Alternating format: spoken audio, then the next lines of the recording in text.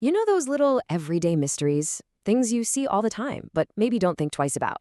Like how a puddle just vanishes after it rains, or why breaking a sweat on a hot day actually makes you feel cooler. Well, it turns out the answers are all tied together by this amazing process, a kind of great escape, where tiny particles jump from one state of matter to another. So let's kick things off with a question you've definitely asked yourself before. Right? You see a puddle 1 minute, and a few hours later, poof, it's just gone. Now, it didn't all just soak into the concrete. So where in the world did that water go? This simple question is actually our secret door into the invisible, super energetic world of molecules. It honestly looks like magic. But what's really going on is that trillions of individual water molecules are going on this incredible journey. They're literally escaping the puddle and leaping into the air as an invisible gas. To really get how they pull this off, we've got to zoom in way, way in. And that journey, that amazing escape act, has a scientific name: evaporation. This is the absolute first key to solving the mystery of our disappearing puddle. Okay, so here's the textbook definition. But the two parts you really want to pay attention to are at its surface and not boiling. This isn't like the big, rumbling bubbles you see in a pot on the stove. No, this is a much sneakier, constant process that's happening all the time, right at the very top layer of any liquid. The best way to picture it is like a huge ball pit. All the balls, the particles, are bouncing around, but some are moving way faster than others.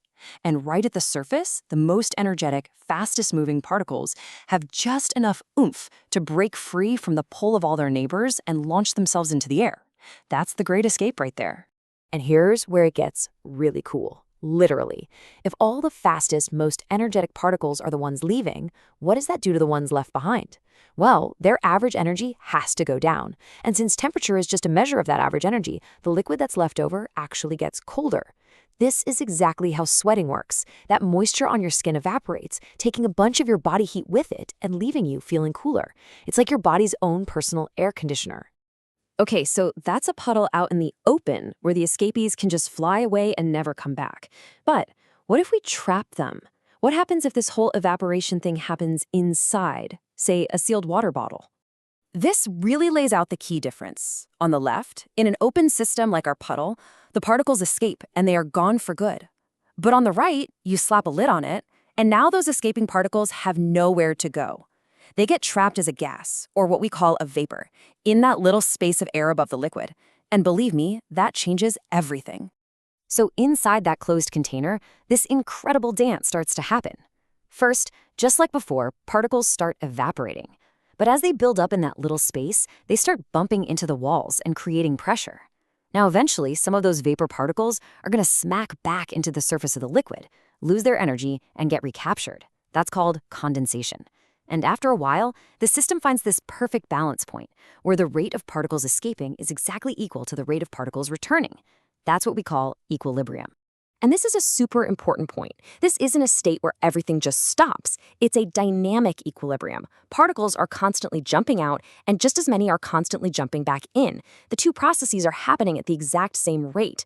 So from the outside, it looks like nothing's going on, but down at the molecular level, it's total chaos. Now, not all liquids are in the same hurry to make this escape. The pressure that vapor creates when it reaches equilibrium, that's called vapor pressure. And as you can see from this table, it can be wildly different. I mean, look at water at room temp. It's got a vapor pressure of about 2.3 kilopascals. Now compare that to diethyl ether. It's almost 60. That is a massive difference, and it tells us that ether particles are escaping way, way more easily than water particles. And this leads us to a great new word: volatility. A liquid like diethyl ether that evaporates super easily is called volatile. It has a high vapor pressure because its particles are just desperate to make that great escape into the gas phase.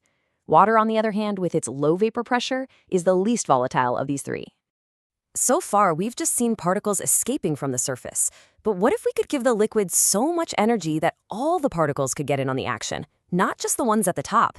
Well, that's when we hit the boiling point. This is the ultimate escape. And the scientific definition here connects perfectly to what we were just talking about. Boiling happens at the exact temperature where the upward push from the liquid's own vapor pressure becomes strong enough to match the downward push of the pressure from the atmosphere outside. When those two forces are equal, Bubbles of vapor can finally form anywhere in the liquid and rush to the top. So this definition helps us solve a really practical and kind of weird puzzle.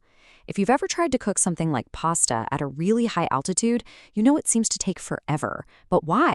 The stove is just as hot, the pasta is the same. What's the deal? The answer is all about that external atmospheric pressure. When you're way up on a mountain, there's literally less air sitting on top of you, so the atmospheric pressure is lower. Because that downward push is weaker, the water doesn't have to work as hard to boil. Its vapor pressure can match the outside pressure at a lower temperature, say 90 degrees Celsius instead of the usual 100. So even though your water is boiling like crazy, it's not actually as hot, which means your pasta cooks way more slowly. So we've gone from liquid to gas, but some materials are a bit extra. They have a special shortcut that lets them skip the whole liquid phase entirely. It's one of the weirdest and coolest transformations out there. That shortcut is called sublimation. It's when something goes directly from being a solid to being a gas, totally bypassing that middle liquid step. It's like the particles have so much energy they just leap from their rigid frozen positions straight into the freedom of being a gas. And the classic example here is dry ice. It's just solid carbon dioxide. At our normal atmospheric pressure, it has such a ridiculously high vapor pressure that it just wants to be a gas, so it turns straight into CO2 gas. That's why they call it dry ice. It never melts into a wet puddle.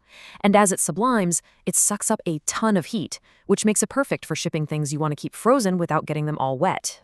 Okay, so we've got evaporation, boiling, sublimation. It can feel like a bunch of separate rules.